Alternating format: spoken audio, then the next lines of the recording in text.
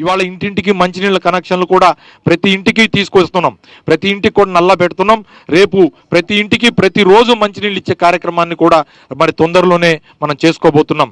మనం ఇన్ని అభివృద్ధి కార్యక్రమాలు చేసుకుంటూ ఒకవైపు సంక్షేమం చేసుకుంటూ మన టీఆర్ఎస్ శ్రేణులకు నేను తెలియజేసేది ఒకటే, మనం కేటీఆర్ గారు మన ఊరికి ఇంత ఇచ్చినప్పుడు మనం కూడా దానికి నిబద్ధులమై రేపు ఎవరు వచ్చినా ఏమొచ్చినా కూడా రాజకీయాలు పక్కన పెట్టి గులాబీ జెండాను ఎత్తుకుంటానికి ప్రజలందరూ కూడా సిద్ధం ఉండాలని మీరు ప్రతి ఇంటికి కూడా చెప్పాల్సిన అవసరం ఉంది.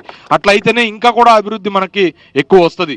రాజకీయాలు వస్తుంటాయి పోతుంటాయి, ఎన్నికలు వస్తుంటాయి పోతుంటాయి, కానీ నిరంతరం ప్రజల్ని పట్టుకొని పనిచేసి ప్రజల కోసం పనిచేసి మౌలిక వస్తువుల్ని మరి ప్రతి సందు తిరిగి నేను నా ఊరిని ఈ రకంగా అభివృద్ధి చేసుకుంటా ఉన్నా.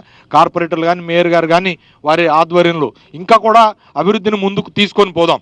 కానీ మీరందరూ కూడా ఉత్తేజితులు కావాలి.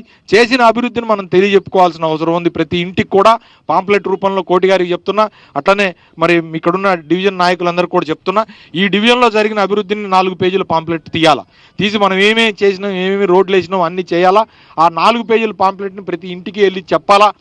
మన ఆధ్వర్యంలో ఏం జరిగింది, అభివృద్ధి జరిగింది అనేది కూడా తెలియజేయాలని చెప్పి కోరుకుంటూ మరొకసారి ఖానాపురం ఊరికి ఈ గత నెల 2 నెలల్లో వచ్చిన వైభవానికి నేను కూడా చాలా సంతోషపడతా ఉన్నానని చెప్పి కూడా తెలియజేసుకుంటూ, ఒకరోజు మీరందరూ కూడా ఖానాపురం ప్రజలను ఒక ఆదివారం నాడు ట్యాంక్ బండ్కి తీసుకొచ్చి ట్యాంక్ బండ్ మీద మంచిగా వనభోజనం పెట్టాలా, దానికి నేను కూడా రావాలి.